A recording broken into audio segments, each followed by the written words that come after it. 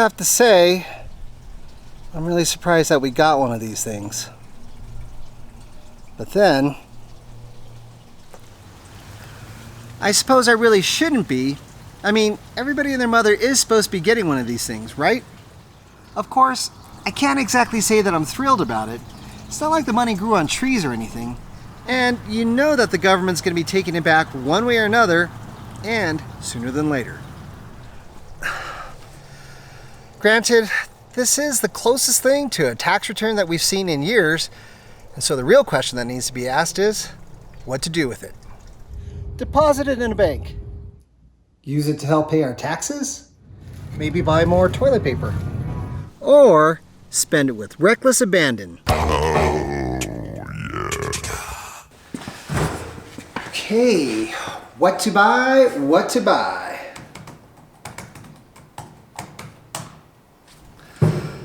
No. No. Ooh, this.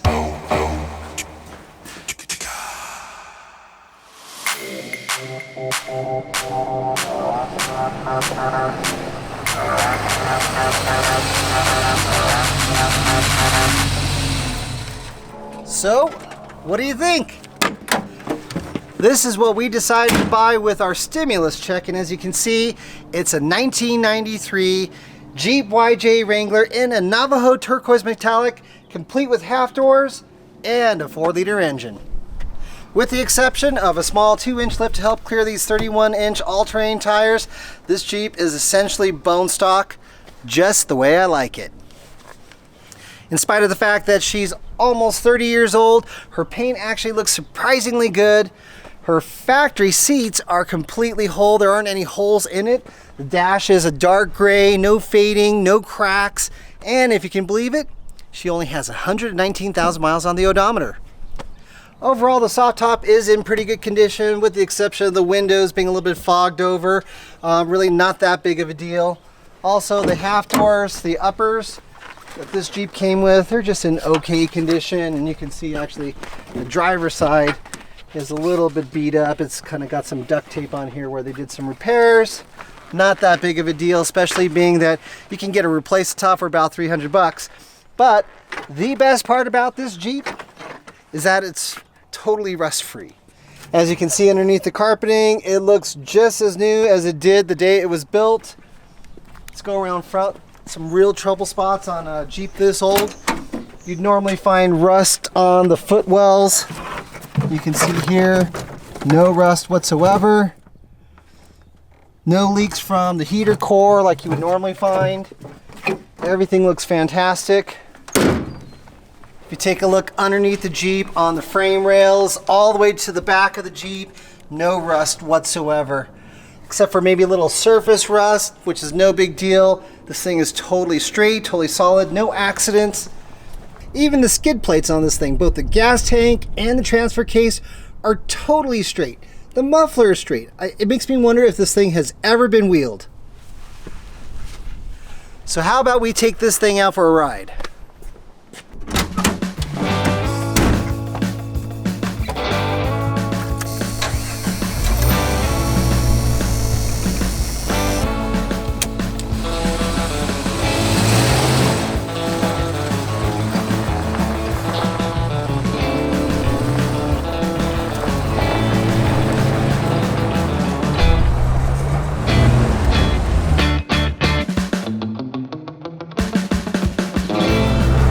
I know there are probably more than a few of you who are wondering, why this Jeep?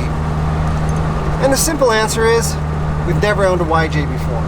And we've always wanted to add one to our collection.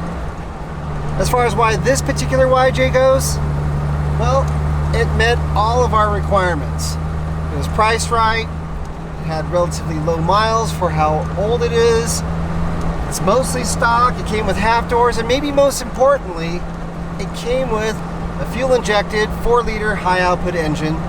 This as opposed to a 258 that you would have found on like an 87 to 90. Of course, being that it's fuel-injected means that it feels a lot more modern. And honestly, driving this thing is a hell of a lot of fun.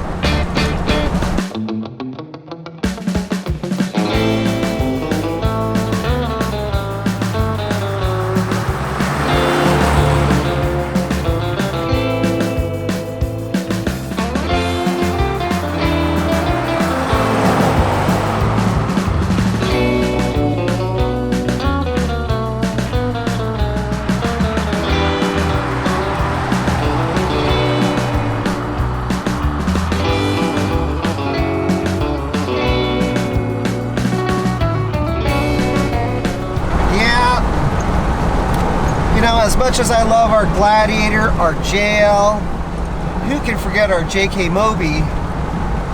There's something to be said about driving an old school short wheelbase Jeep just like this, especially when you've got half doors or no doors on. It's so much smaller, you're so much more exposed. And I think in some ways, it kind of really gives you the feel of what driving a Jeep was supposed to be all about.